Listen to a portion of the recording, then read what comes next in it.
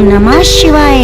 प्रिय भक्तों, एक बार माँ पार्वती भगवान शिव की पूजा अर्चना करके बड़ी उत्सुकता से भोलेनाथ के ध्यान अवस्था से बाहर आने की प्रतीक्षा कर रही थी।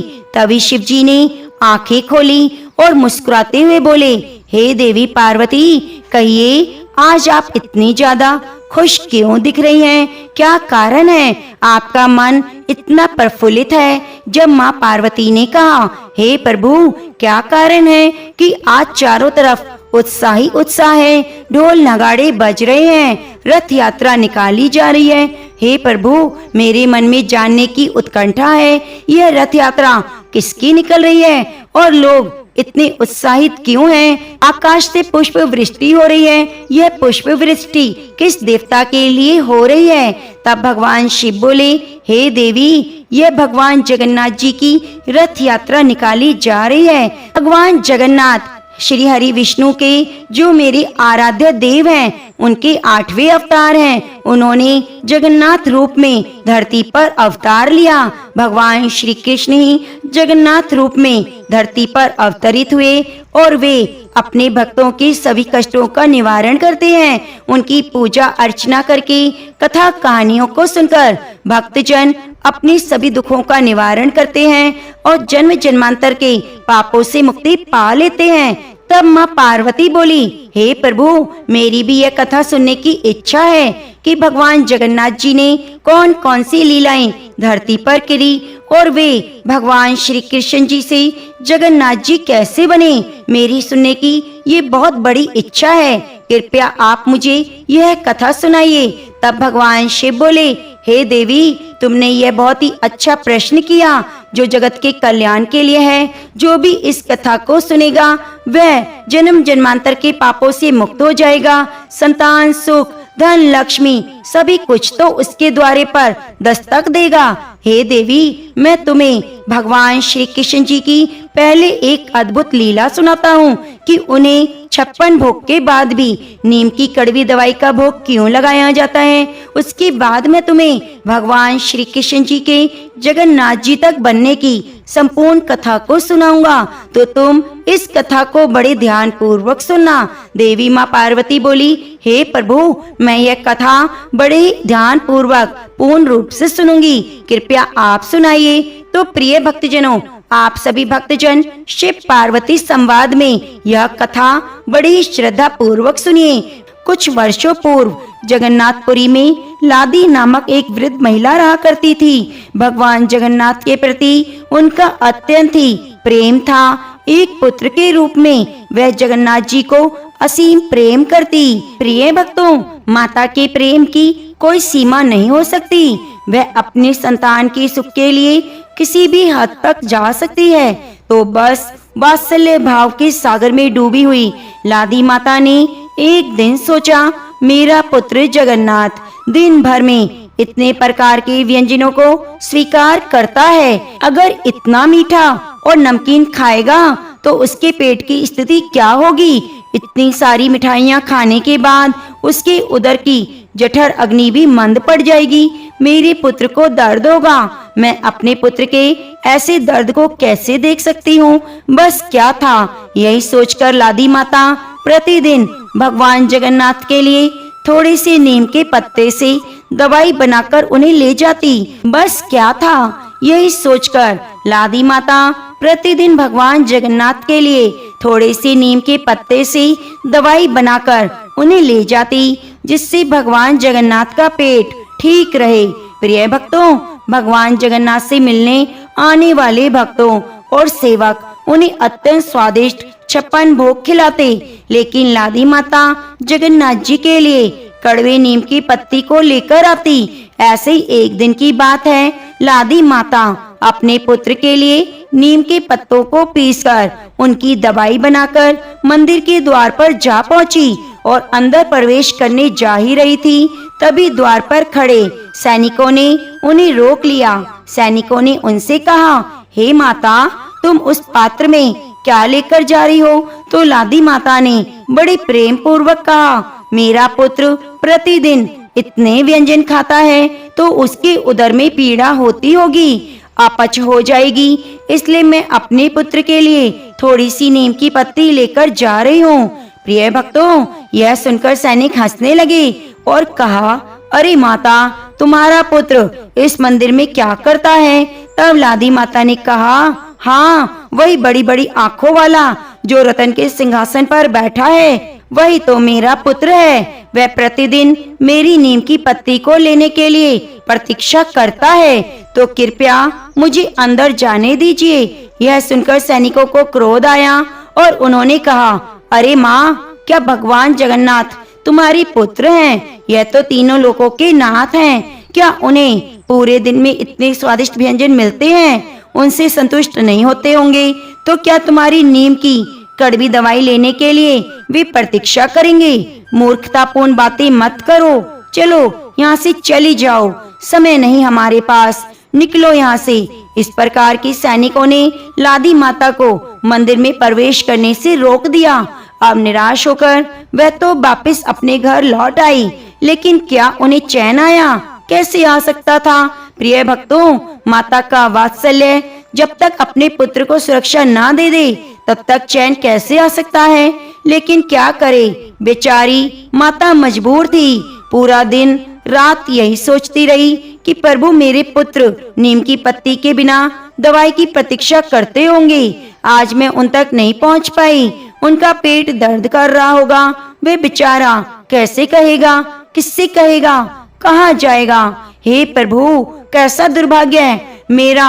अब भक्तों को ऐसी तकलीफ में देखकर हमारी जगन्नाथ जी को कैसे चैन आ सकता था? वह तो भक्तों की एक पुकार पर दौड़ चले आते हैं, तो यह तो फिर उनकी मैया थी जो प्रतिदिन उनके स्वास्थ्य के लिए एक विशेष व्यंजन बनाकर लाती थी। अब भगवान जगन्नाथ उस रात अपने महल से निकल पड़े और सीधा पहुँचे माता की कुटिया में। जगन्नाथ जी के आगमन से माता की कुटिया में प्रकाश फैल गया। जैसे उन्होंने अपने सामने जगन्नाथ जी को देखा, तो बस देखती ही रह गई। उनका पुत्र उनके सामने खड़ा था। क्या वह सपना देख रही थी या फिर हकीकत, यह उन्हें कुछ समझ नहीं आ रहा था। लेकिन उन्होंने देखा जगन्नाथ भगवान का चेहरा सूक्ष्म और कांतिहीन हो गया था। उन्होंने कहा, तभी तो मैं सोच रही थी ये कैसे हुआ। तभी जगन्नाथ जी ने कहा, मैया, आज तू मेरे लिए नीम की पत्ती लेकर क्यों नहीं आई? आज मैंने इतनी सारी मिठाइयाँ खाई, मेरा पेट दर्द करने लगा मैया। मैं आपकी राह देख रहा था कि मैया आएंगी नीम की पत्ती लेकर, तब मेरा हाजमा ठीक हो जाएगा। लेकिन आज तू नहीं आई। मेरा पेट देखो कितना बड़ा हो गया है, दर्द भी हो रहा है। देखो देखो, तो मुझे आज तुम भूल गई मैया। यह सुनते ही माता उठकर खड़ी हो गई और उनकी आंखों से सावन भादों की वर्षा होने लगी। अभी तो वे कुछ कह ही नहीं सकी, इतने में ही जगन्नाथ जी वहां से अदृश्य हो गए। भगवान कभी कभी ऐसी लीला करते हैं, भक्तों को तड़पाता हुआ छोड़ देते हैं। भक्त और भगवान दोनों स्थिति में भी एक विशेष रस का आस्वादन करते हैं। बस ऐसा ही हुआ लादी माता के साथ। वह भगवान को कुछ बोल ही नहीं पाई, अपनी पीड़ा किसी को सुनाई पाए, बस रात भर रोती रही। प्रिय भक्तों, देखिए हमारे जगन्नाथ जी ने उन्हें किस समय कहाँ आना है भली भांति ज्ञात होता है, तो लादी माता से मिलकर वे सीधे चल पड़े राजा की महल में। राजा के पास स्वप्न में जाकर सीधा उन्होंने कहा, हे राजन, तुम यहाँ आराम से सो रहे हो, वहाँ मेरी मैया रो रही है। तो राजा को समझ नहीं आ रहा था, वे जाग रहे थे या स्वप्न देख रहे थे, फिर भी वे सुनते रहे। जगन्नाथ जी ने आगे कहा, लादी माता मुझे अपने पुत्र की तरह प्रेम करती है और मैं भी अपनी माता मानता हूँ। प्रतिदिन मेरे लिए इतने प्रेम से नीम की पत्ती की बनाई हुई दवाई लाती है, लेकिन आज तुम्हारे सुरक्षा कर्मचारियों ने उन्हें अपमानित करके निकाल दिया। उनके हाथ में जो दवाई का पात्र था उसे भी मूर्खों ने नीचे गिरा दिया। राजन, मैं इस अपराध को कभी क्षमा नहीं कर सकता। तुम कल सुबह उनके पास जाओ और नीम की पत्ती से बने उस आहार को आदर पूर्वक मेरे पास लेकर आओ, तभी मेरा क्रोध शांत होगा। राजा अभी तो कुछ बोलने का प्रयास करे उससे पहले जगन्नाथ जी अंतर्ध्यान हो गए। उनका काम जो हो गया था, बस अगले दिन राजा स्वयं अपने मंत्रियों के साथ लादी माता की कुटिया में गए। अपने घर में राजा और सैनिकों को देखकर बेचारी बूढ़ी माँ घबरा गई। उन्होंने सोचा कि कल इन सैनिकों ने डांट दिया था, कहीं आज राजा दंड देने तो नहीं आए। उनको इस अवस्था में देखकर राजा ने कहा, हे माँ, घबराइए मत। कल मेरे सैनिकों ने आपके प्रति जो अपराध किया था उसके लिए मैं आपसे क्षमा मांगने आया हूँ। कृपया मुझे क्षमा करें। हमारे जगन्नाथ जी आपके हाथों से बनी हुई नीम की दवाई खाना चाहते हैं। आप कितनी सौभाग्यशाली हैं माता, जो भगवान जगन्नाथ जी आपको माता स्वीकार करते हैं और आपकी दवाई की प्रतीक्षा करते हैं। तो चलिए माता, आज से यह स्थल पवित्र तीर्थ के रूप में माना जाएगा। जब तक आप इस पृथ्वी पर रहेंगी तब तक आप स्वयं प्रतिदिन भगवान जी को भोग खिलाएंगी। आपके जाने के बाद आपकी याद में यह भोग जगन्नाथ जी को अर्पित किया जाएगा। राजा के मुख से यह शब्द सुनकर माता की आंखों से आंसुओं की धारा बहने लगी। जल्दी से उन्होंने नीम का लेप बनाया और जगन्नाथ जी के पास जाकर बड़े प्रेम से अपने पुत्र को खिलाया। बस यही रहस्य है कि उसी दिन से लेकर आज तक भगवान जगन्नाथ के प्रतिदिन 56 भोग अर्पित करने के बाद उन्हें विशेष व्यंजन अर्पित किया जाता है। उसे अतीत भोग के नाम से जाना जाता है। लादी माता को याद करते हुए आज भी हमारे भक्त वत्सल जगन्नाथ जी बड़े प्रेम से कड़वे भोग का आस्वादन करते हैं। तो ऐसे हैं हमारे जगन्नाथ जी। एक बार भगवान श्री कृष्ण सो रहे थे। निद्रा अवस्था में उनके मुख से राधा जी का नाम निकला। पटरानियों को लगा वे प्रभु की इतनी सेवा करती हैं, परंतु प्रभु को सबसे ज्यादा राधा जी का ही सिमरन रहता है। रुक्मणी जी और अन्य रानियों ने रोहिणी जी से राधा रानी और श्री कृष्ण की प्रेम और ब्रज लीलाओं का वर्णन करने की प्रार्थना की। माता ने कथा सुनाने की हामी तो भर दी, लेकिन यह भी कहा श्री कृष्ण और बलराम को इसकी भनक ना लगे। तय हुआ सभी रानियों को रोहिणी जी एक गुप्त स्थान पर कथा सुनाएंगी, वह कोई और ना आए। इसके लिए सुभद्रा जी को पहरा देने के लिए मना लिया गया। सुभद्रा जी को आदेश दिया गया स्वयं श्री कृष्ण या बलराम भी आए तो उन्हें अंदर ना आने दिया जाए। माता ने कथा सुनानी आरंभ की। सुभद्रा द्वार पर तैनात थी। थोड़ी देर में श्री कृष्ण और बलराम वहां आ पहुँचे। सुभद्रा ने अंदर जाने से रोक लिया। इससे भगवान श्री कृष्ण को संदेह हुआ। वे बाहर से ही सूक्ष्म शक्ति द्वारा अंदर माता द्वारा वर्णित ब्रज लीलाओं का आनंद लेकर सुनने लगे। बलराम जी भी कथा का आनंद लेने लगे। कथा सुनते सुनते श्री कृष्ण, बलराम और सुभद्रा के हृदय में ब्रज के प्रति अद्भुत प्रेम भाव उत्पन्न हुआ। उस भाव में उनके हाथ पैर सिकुड़ने लगे जैसे बाल्य काल में थे। तीनों राधा की कथा में ऐसे विभोर हुए कि मूर्ति के सामने जड़ प्रतीत होने लगे। बड़े ध्यान पूर्वक देखने पर भी उनके हाथ पैर दिखाई नहीं देते। सुदर्शन ने भी द्रवित होकर लंबा रूप धारण कर लिया। उसी समय देव मुनि नारद वहां आ पहुँचे। भगवान के इस रूप को देखकर आश्चर्यचकित हो गए, निहारते रहे।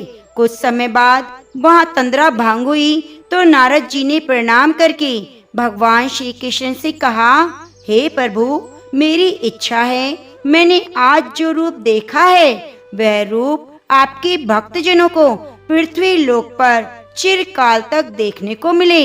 आप इस रूप में पृथ्वी पर वास करें। भगवान श्री कृष्ण नारद जी की बात से प्रसन्न हुए।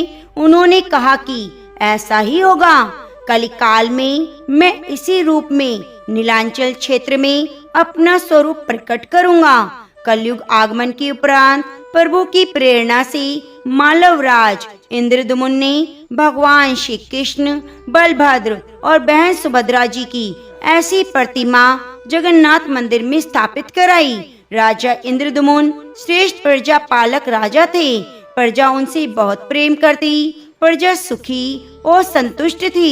राजा के मन में इच्छा थी वे कुछ ऐसा करें जिससे सभी उन्हें याद करें। देवयोग से इंद्रदमुन के मन में एक अज्ञात कामना प्रकट हुई। वे ऐसा मंदिर का निर्माण कराएं जैसा दुनिया में कहीं और ना हो। इंद्रदमुन विचारने लगे आखिर उसके मंदिर में किस देवता की मूर्ति स्थापित होगी।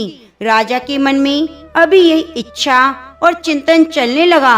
एक रात इसी पर गंभीर चिंतन करते हुए सो गए। नींद में राजा ने एक सपना देखा। सपने में उन्हें एक देववाणी सुनाई पड़ी। इंद्रदमुन ने सुना, राजा तुम पहले नए मंदिर का निर्माण आरंभ करो, मूर्ति विग्रह की चिंता छोड़ दो, उचित समय आने पर तुम्हें राह दिखाई देगी। राजा नींद से जागा। सुबह उठते ही उसने अपनी सपने की बात मंत्रियों को बताई। राज पुरोहित के सुझाव पर शुभ मुहूर्त में पूर्वी समुद्र तट पर एक विशाल मंदिर के निर्माण का निश्चय किया गया। वैदिक मंत्र उच्चार के साथ मंदिर निर्माण का श्री गणेश हुआ। राजा इंद्रदमुन के मंदिर बनवाने की सूचना शिल्पियों और कारीगरों को हुई। सभी योगदान देने पहुंच गए। दिन रात मंदिर के कार्य में जुट गए। कुछ ही वर्षों में मंदिर बनकर तैयार हुआ।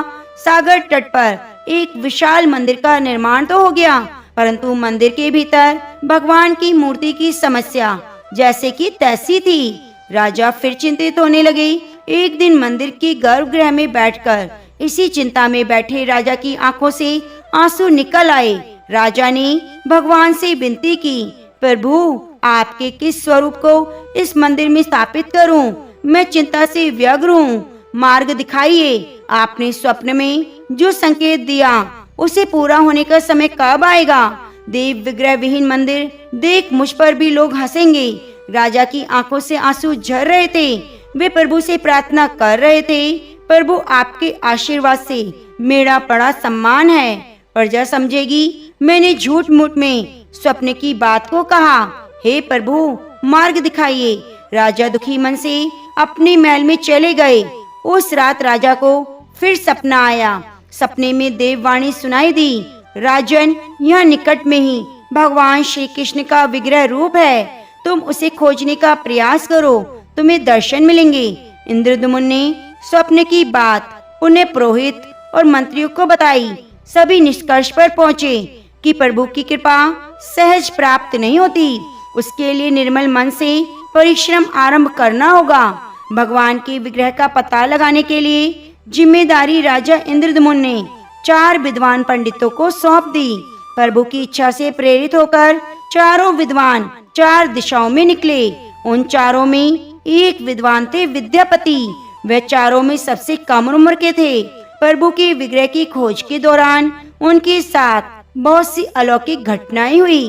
पंडित विद्यापति पूर्व दिशा की ओर चले। कुछ आगे चलने के बाद विद्यापति उत्तर की ओर मुड़े। उन्हें एक जंगल दिखाई दिया। वन भयावह था। विद्यापति भगवान श्री कृष्ण के उपासक थे। उन्होंने कृष्ण का स्मरण किया, राह दिखाने की प्रार्थना की। भगवान श्री कृष्ण की प्रेरणा से उन्हें राह दिखने लगी। प्रभु का नाम लेते ही वे वन में चले जा रहे थे। जंगल की मध्य एक पर्वत दिखाई दिया।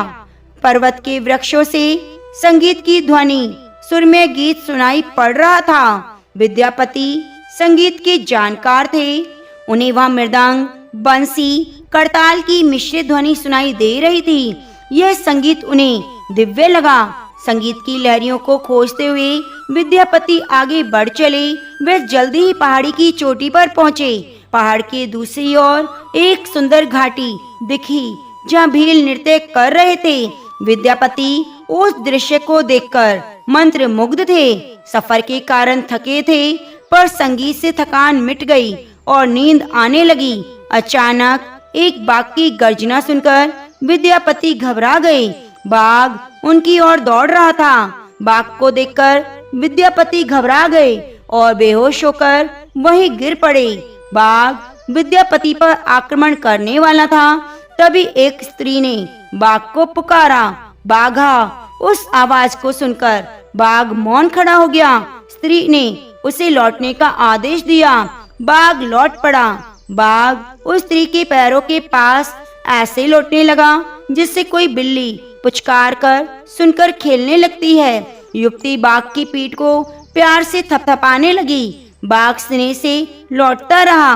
वह स्त्री वहाँ मौजूद स्त्रियों में सबसे अधिक सुंदर थी। वह भीलों के राजा विश्वावसु की इकलौती पुत्री ललिता थी। ललिता ने अपनी सेविकाओं को अचेत विद्यापति की देखभाल के लिए भेजा। सेविकाओं ने झरने के जल लेकर विद्यापति पर छिड़का। कुछ ही देर में विद्यापति की चेतना लौटी। उन्हें जल पिलाया गया। विद्यापति यह सब देखकर आश्चर्य में थे। ललिता विद्यापति के पास आई और पूछा, आप कौन हैं और भयानक जानवरों से भरे इस वन में आप कैसे पहुँचे? आपके आने का प्रयोजन बताइए ताकि मैं आपकी सहायता कर सकूं।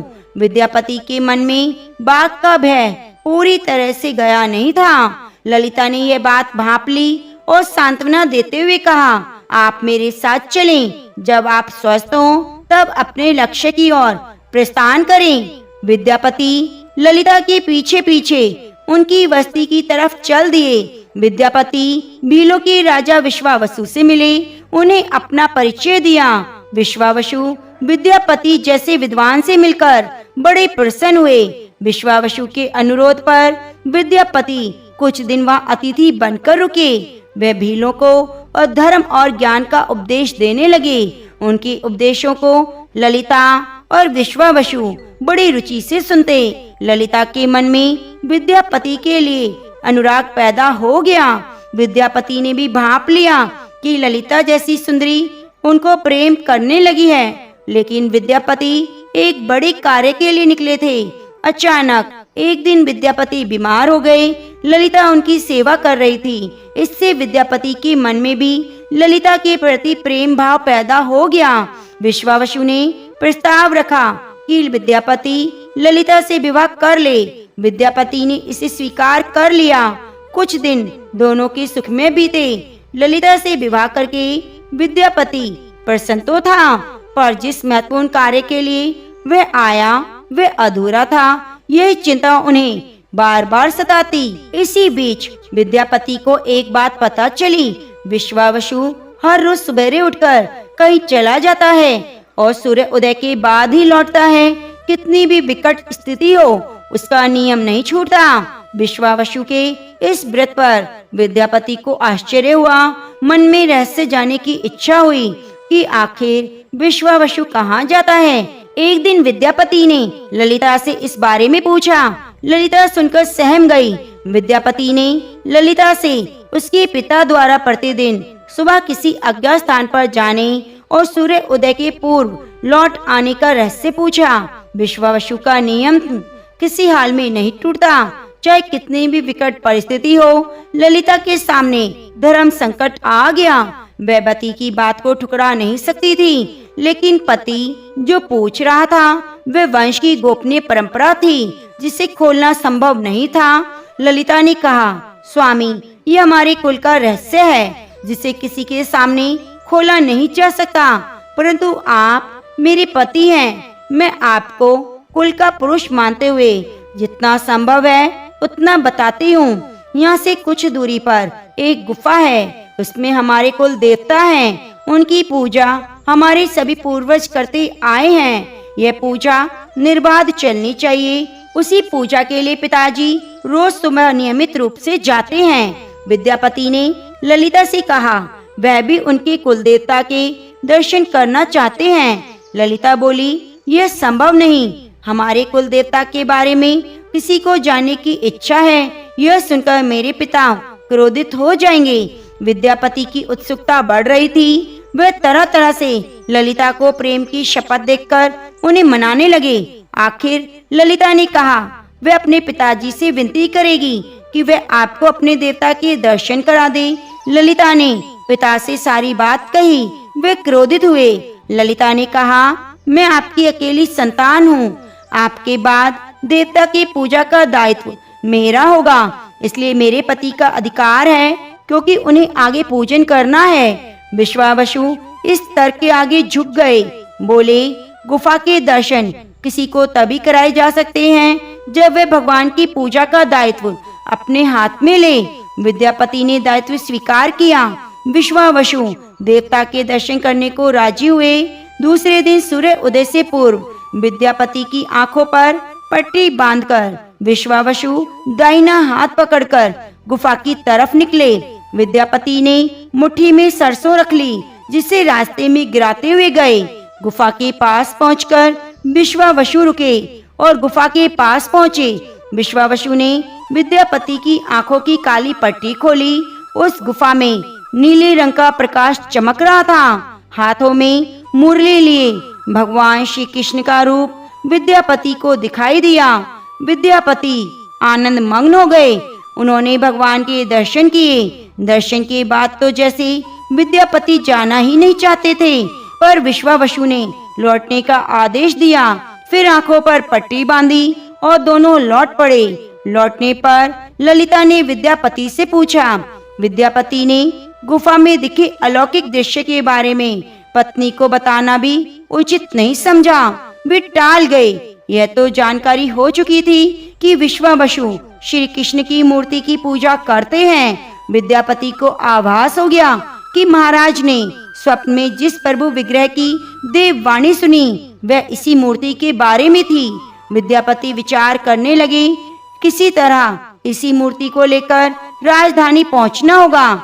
एक तरफ तो गुफा से मूर्ति को लेकर जाने की सोच रहे थे, वहीं दूसरी तरफ भील राजा और पत्नी के साथ विश्वासघात के बारे में विचार करते हुए दुखी हो रहे थे।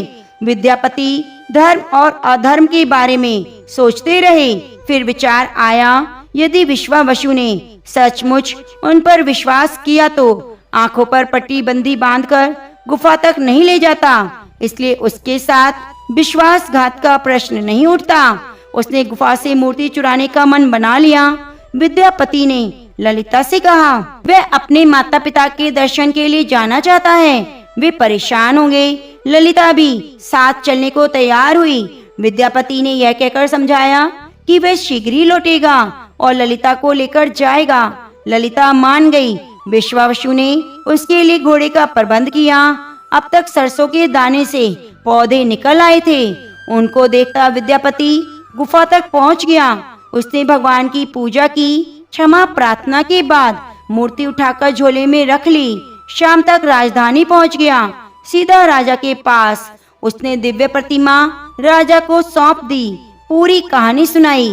राजा ने बताया, उसने कल एक सपना देखा। सुबह सागर में एक कुंदा बहकर आएगा। उस कुंदे की नक्काशी कराकर भगवान की मूर्ति बना लेना। जिसका अंश तुम्हें प्राप्त होने वाला है वह भगवान श्री कृष्ण भगवान विष्णु का स्वरूप है। तुम जिस मूर्ति को लाए हो वह भी भगवान विष्णु का अंश है। दोनों आश्वस्त हुए। उनकी तलाश पूरी हुई। राजा ने कहा, जब भगवान द्वारा भेजी गई लकड़ी से हम प्रतिमा बनाएंगे तब तुम अपने ससुर से मिलकर उन्हें मूर्ति वापस कर देना। उनके कुल देवता का इतना बड़ा विग्रह इस भव्य मंदिर में स्थापित देखकर उन्हें खुशी होगी। दूसरे दिन सूर्योदय से पूर्व राजा विद्यापति और मंत्रियों को लेकर सागर तट पहुंचा। स्वप्न के अनुसार एक बड़ा कुंदा पानी में बहकर आ रहा था। सभी उसे देखकर खुश हुए। कई नावों पर बैठकर राजा के सेवक कुंदे को खींचने लगे। मोटी मोटी रस्सियों से कुंदे को बांधकर खींचा जाने लगा, लेकिन कुंदा टस से मस नहीं हुआ। लोग भेजे गए। सैकड़ों लोग नावों का प्रयोग करके भी कुंदे को हिलाया नहीं जा सका। राजा उदास हो गया। सेनापति ने एक लंबी सेना कुंदे को खींचने को भेजी, लेकिन सागर में सैनिक ही सैनिक नजर आए, लेकिन कुंदा अपनी जगह से ना हिले। सुबह से रात हो गई। अचानक राजा ने काम रोकने का आदेश दिया। उसने विद्यापति को अकेले में ले जाकर समस्या का कारण जानना चाहा। राजा के चेहरे पर संतोष के भाव थे। राजा ने विद्यापति को गोपनीय रूप से कहीं चलने की बात कही। राजा इंद्रदमुन ने कहा, अब भगवान का विग्रह बन जाएगा, बस एक काम करना। राजा इंद्रदमुन को भगवान की प्रेरणा से समझ में आ गया कि आखिर प्रभु के विग्रह के लिए जो लकड़ी का कुंडा पानी में बहकर आया है वह हिलडुल क्यों नहीं रहा। राजा ने विद्यापति को बुलाया और कहा, तुम जिस दिव्य मूर्ति को अपने साथ लाए हो उसकी अब तक जो पूजा करता आया है उससे तुरंत भेंट करके क्षमा मांगो। बिना उसके स्पर्श किए ये कुंदा आगे नहीं बढ़ेगा। राजा इंद्रदमुन और विद्यापति विश्वावसु से मिले। राजा ने पर्वत की चोटी से जंगल को देखा, सुंदरता को देखता ही रह गया। दोनों भीलों की बस्ती की ओर चुपचाप चलते रहे। इधर विश्वावसु अपने नियमित दिनचर्या के हिसाब से गुफा में अपने कुल देवता की पूजा के लिए चले। वहाँ प्रभु की मूर्ति गायब देखी तो समझ गए दामाद ने उनके साथ छल किया। विश्वावसु लौटे और ललिता को सारी बात बताई।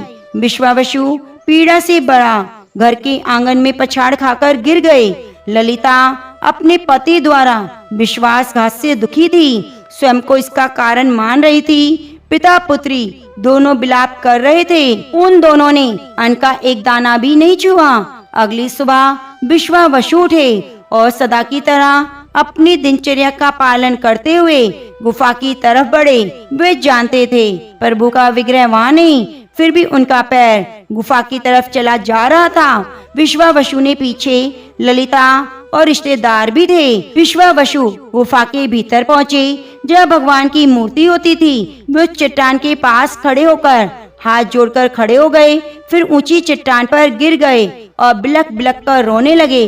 उनके पीछे प्रजा भी रो रही थी। एक भील युवक भागता हुआ गुफा के पास आया, बताया उसने महाराज और उनके साथ विद्यापति को बस्ती की ओर आते देखा है। यह सुनकर सब चौंक गए।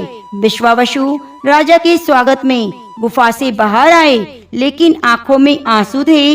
राजा इंद्रदमुन विश्वावसु के पास आए, उन्हें अपने हृदय से लगा लिया।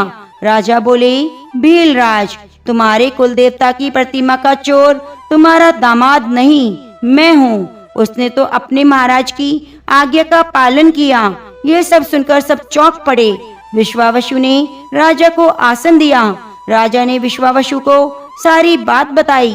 फिर राजा ने उनसे अपने स्वप्न और जगन्नाथपुरी में सागर तट पर मंदिर निर्माण की बात भी कह सुनाई।